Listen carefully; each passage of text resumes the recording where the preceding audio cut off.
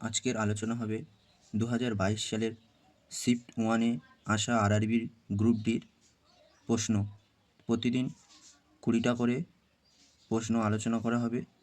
তোমরা প্রথম থেকে আমাদের সঙ্গে থাকো। এর পরে আমরা ফুল সেট দেবো এবং তোমরা সেটগুলো করার চেষ্টা করো এবং উত্তরগুলো দেখে নাও। আজকেকার প্রথম প্রশ্ন কি আছে? ড্যাশ রাজ্যের কৃষকদের ফুল ও উদ্যান সম্বন্ধীয় কার্যের প্রচারের জন্য অ্যান্থুরিয়াম উৎসব উদযাপন করা হয়। 1 নম্বর প্রশ্নের সঠিক উত্তর হয়ে যাবে অপশান এ, মিজোরাম।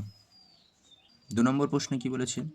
নিচে দেয়া কোন সংখ্যাগুলির পারস্পরিক অবস্থানের বদল ঘটালে প্রশ্নে দেয়া সমীকরণটি সঠিক হবে? 2 নম্বর প্রশ্নের সঠিক উত্তর হয়ে যাবে অপশান এ, 11 আর 24। 3 নম্বর প্রশ্নে কি বলেছে? নিম্নে উল্লেখিত কোন ভাষাটি 1967 সালে ভারতের সরকারি ভাষায় তালিকায় যুক্ত করা হয়েছিল? 3 নম্বর প্রশ্নের সঠিক উত্তর হয়ে যাবে অপশান ডি, সিন্ধি। 4 নম্বর প্রশ্নে কি আছে? দুটি সংখ্যার লসাগু এবং গসাগুর গুণফল হলো 48। সংখ্যা দুটির পার্থক্য 13 হলে সংখ্যা দুটি কত? 4 নম্বর প্রশ্নের সঠিক উত্তর হয়ে যাবে অপশান এ, 3 এবং 16। 5 নম্বর প্রশ্ন কি বলেছে? রানী একটি গ্রাউন্ডটায় সেলাই করে 3 ঘন্টায় এবং পদ্মা সেই একই গ্রাউন্ড সেলাই করে 2 ঘন্টায়। তাদের প্রত্যেকে প্রতিদিন 6 ঘন্টা কাজ করে। তাদের কাছে সেলাই করার জন্য 52টি গ্রাউন্ডের অর্ডার থাকলে যদি রানী কাজটি শুরু করে এবং একদিন অন্তর কাজ করে তাহলে কাজটি কত দিনে তারা সম্পূর্ণ করবে? 5 নম্বর প্রশ্নের সঠিক উত্তর হয়ে যাবে অপশান সি, 21 দিনে। 6 নম্বর প্রশ্ন কি বলেছে? সরলা এবং কিশোরের বয়সের সমষ্টি হলো 26 বছর। 3 বছর আগে কিশোরের বয়স সরলার বয়সের 3-এর 2 গুণ হলে সরলার বর্তমান বয়স হলো? 6 নম্বর প্রশ্নের সঠিক উত্তর হয়ে যাবে অপশান ডি, 11 বছর। 7 নম্বর প্রশ্ন কি বলেছে? সঠিক বিকল্পটিকে চিহ্নিত করুন যা পঞ্চম সংখ্যার সঙ্গে সঠিক তেমনভাবে সম্পর্কিত যেমনভাবে দ্বিতীয় সংখ্যাটি প্রথম এবং চতুর্থ সংখ্যাটি তৃতীয় সংখ্যার সঙ্গে সম্পর্কিত। কি দেওয়া আছে? 5:13, 9:9, 69, ফের 13, জিজ্ঞাসার চিহ্ন দেওয়া আছে। 7 নম্বর প্রশ্নের সঠিক উত্তর হয়ে যাবে অপশান সি, 157। 8 নম্বর প্রশ্নে কি বলেছে? সংশোধিত প্রধানমন্ত্রী জনবিকাশ কার্যকলাপ রূপায়িত করা হচ্ছে ড্যাশ মন্ত্রক দ্বারা। 8 নম্বর প্রশ্নের সঠিক উত্তর হয়ে যাবে অপশান ডি, সংখ্যালঘু বিষয়ক মন্ত্রক। 9 নম্বর প্রশ্নে কি আছে? 200 এর 18% সমান এক্স হলে এক্স সমান জিজ্ঞাসার চিহ্নটা কত হবে? 9 নম্বর প্রশ্নের সঠিক উত্তর হয়ে যাবে অপশান এ, 36।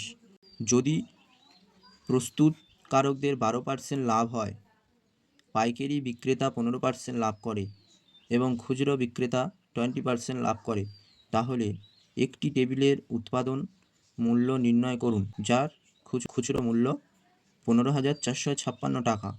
10 নম্বর প্রশ্নের সঠিক উত্তর হয়ে যাবে অপশান বি, 10,000। 11 নম্বর প্রশ্নে কি আছে? একটি চোঙের ব্যাস এবং উচ্চতা যথাক্রমে 12 সেমি এবং 10.5 সেমি হলে পাই = 22/7 ব্যবহার করে চোঙের আয়তন নির্ণয় করুন। 11 নম্বর প্রশ্নের সঠিক উত্তর হয়ে যাবে অপশান সি, 11,088 ঘন সেমি। 12 নম্বর প্রশ্নে কি বলেছে? -5/3 ইন্টু 9/25 প্লাস 1/5 - 2 এর মান হলো? 12 নম্বর প্রশ্নের সঠিক উত্তর হয়ে যাবে অপশান এ, -12/5। 13 নম্বর প্রশ্নে কি বলেছে? 24, 42 এবং 56 এর লসাগু নির্ণয় করুন। 13 নম্বর প্রশ্নের সঠিক উত্তর হয়ে যাবে অপশান সি, 168। 14 নম্বর প্রশ্নে কি আছে? এ, বি, সি, ডি, ই, এফ এবং জি এই 7 জন রাজা একটি গোলাকার টেবিলের কেন্দ্রের দিকে মুখ করে বসে আছেন। তারা একে অপরের সমদূরত্বে রয়েছেন। এফ এবং সি এর মধ্যে কেবলমাত্র ই বসেছেন। জি এর বাম দিকে তৃতীয় স্থানে এ বসেছেন, এ এবং বি এর মাঝে কেবল ডি বসে আছেন, সি এর ঠিক বাম দিকে জি বসে আছেন, জি এর ঠিক বাম দিকে কোন রাজা বসে রয়েছেন? 14 নম্বর প্রশ্নের সঠিক উত্তর হয়ে যাবে অপশান বি, অর্থাৎ বি বসে আছে। 15 নম্বর প্রশ্নে কি বলেছে? P Q R S T এবং ইউ হলো 6 জন ভাই বোন, যারা বিভিন্ন বছরে যেমন 2001, 3, 5, 7 এবং 2010 এবং 12 সালে তাদের 10ম শ্রেণীর পরীক্ষায় উত্তীর্ণ হয়েছেন। তবে তাদের নামের ক্রমের সঙ্গে পরীক্ষায় উত্তীর্ণ হবার বছরের ক্রমের মিল নাও থাকতে পারে। পি আর এর পরের যে কোনো একটি বছরে পাশ করেছেন এবং কেবল কিউ আর এর আগে পাশ করেছেন। এস এর ঠিক 1 বছর পরে টি পাশ করেছেন। পি এর 2 বছর আগে ইউ পাশ করেছেন। কে তার 10ম শ্রেণীর পরীক্ষা 2007 সালে পাশ করেছে? 15 নম্বর প্রশ্নের সঠিক উত্তর হয়ে যাবে অপশান সি, পি। 16 নম্বর প্রশ্নে কি বলেছে? নিম্নলিখিত কোনটি সমীকরণের ডান পার্শ্ব হবে? 16 নম্বর প্রশ্নের সঠিক উত্তর হয়ে যাবে option C, cos a plus 1। 17 নম্বর প্রশ্নে কি বলেছে? সোডিয়াম সালফাইড এর সঙ্গে লঘু হাইড্রোক্লোরিক অ্যাসিডের বিক্রিয়ায় একটি অপ্রীতিকর গন্ধযুক্ত গ্যাস উৎপন্ন হয়। অপ্রীতিকর গন্ধযুক্ত এই গ্যাসটি হলো। 17 নম্বর প্রশ্নের সঠিক উত্তর হয়ে যাবে অপশান এ, H2S। 18 নম্বর প্রশ্নে কি বলেছে? মৌলিক প্রয়োজনীয়তাগুলি চিহ্নিত করুন, যা বিজ্ঞানীদের উৎপাদনগুলির শ্রেণী বিভাগের দিকে পরিচালিত করে। 18 নম্বর প্রশ্নের সঠিক উত্তর হয়ে যাবে অপশান বি, কেবলমাত্র আই। 19 নম্বর প্রশ্নে কি বলেছে? দর্পণের সূত্র অনুসারে গোলাকার দর্পণের ফোকাস দৈর্ঘ্যের সমান হলো।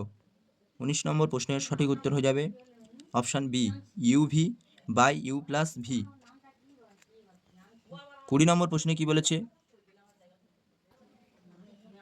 CuSO4 প্লাস Mg, তারপরে তীরচিহ্ন দেয় MgSO4 প্লাস Cu, উপরের বিক্রিয়ায় Mg হলো।